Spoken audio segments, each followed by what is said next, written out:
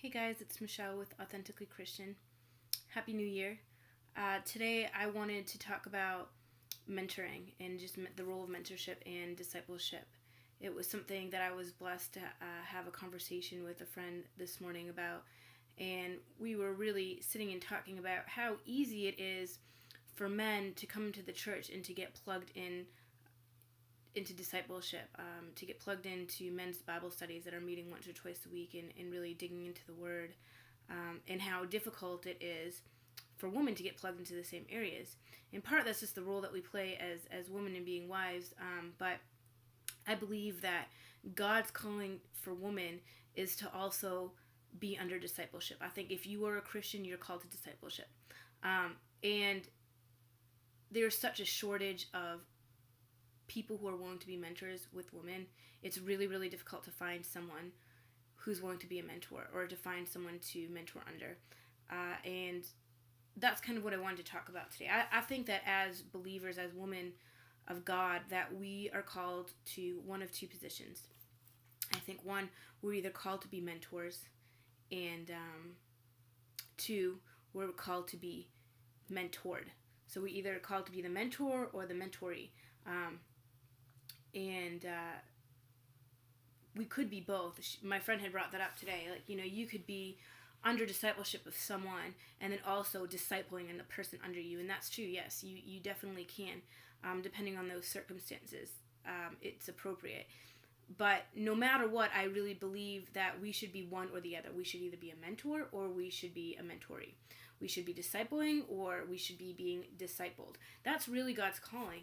God's calling was to go and make disciples. And so therefore we need to be plugged into one of those areas.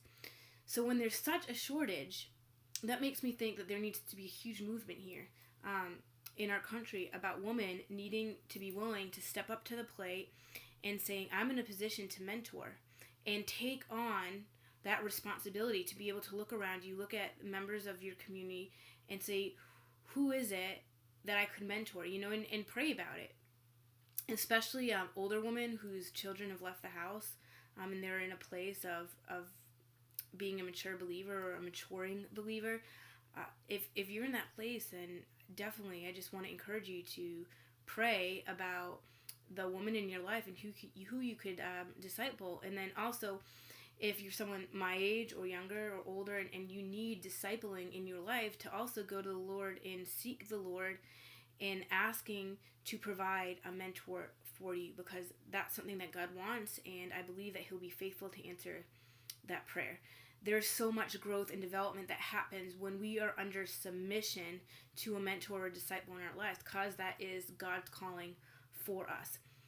These intimate relationships is where the growth and the development comes from. It's where we glean wisdom off of people who are older than us, that have gone through things, that have struggled in the same areas that we've struggled with, and that can pass on their knowledge and their understanding and say, go here in the Word. This is what the Word says about this, and you need to do this, and this is how we walk through this. And there's just so much that can happen when you're walking under a mentor, and I really believe that's the calling for us. And I really want to challenge people going into the new year to think about that, to pray about that, to look at the responsibility that we as women have towards one another, because we're missing it. I mean, there are ladies out there who are mentoring,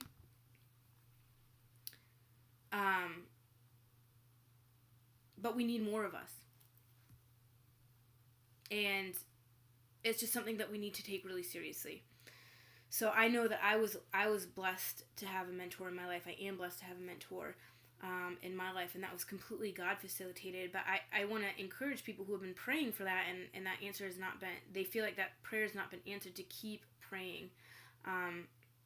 Don't give up in that prayer, because for me, it took years, like literally years, for God to bring a mentor, a female mentor into my life. And now that she's here, my heart is just full of so much thanksgiving and gratitude towards the Lord for facilitating that.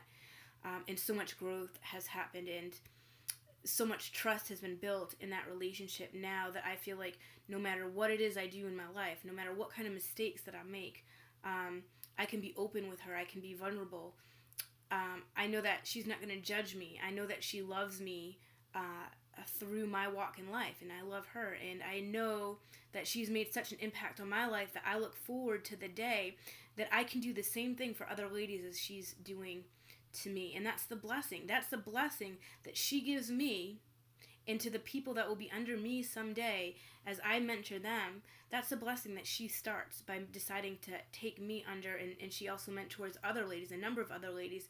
And all of those ladies who decide to also become mentors one day has started with my mentor's decision to bless us and to be obedient to God. And so that will be passed on, and that will be multiplied. And so a lot of other ladies will reap the benefit of one mentor's decision to walk in obedience and submission to the Lord. And so we can really impact one another.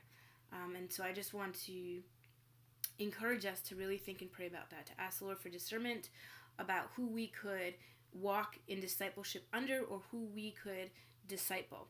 And if you are called to be a mentor, I just want to encourage you to be the leader and to really reach out.